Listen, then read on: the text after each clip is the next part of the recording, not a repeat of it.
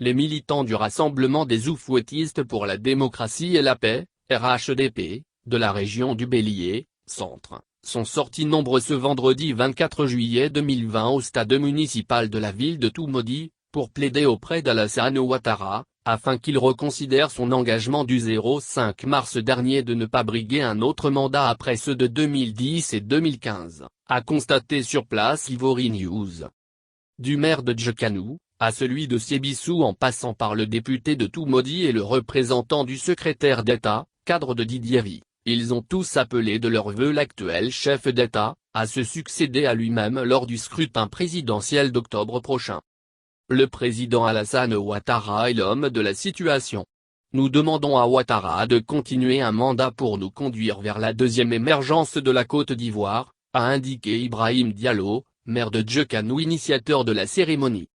Son collègue de la commune de Siebissou a demandé au président Ouattara de ne pas laisser les militants du RHDP orphelins après le décès du Premier ministre, Amadou Gon Coulibaly, avant de marteler: sans le président Alassane Ouattara, il n'y a pas de Côte d'Ivoire.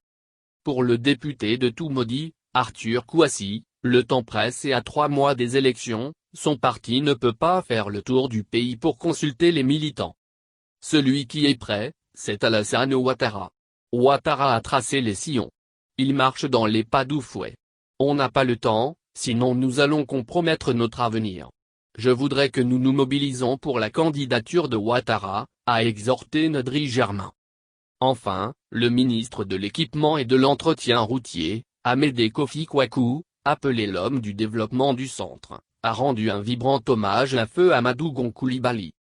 L'homme fort de Divo dont l'impact dans la communauté barouléante le peu de de Bélier, a souligné que le chef de l'État n'est pas seul dans cette dure épreuve et peut compter sur le Bélier.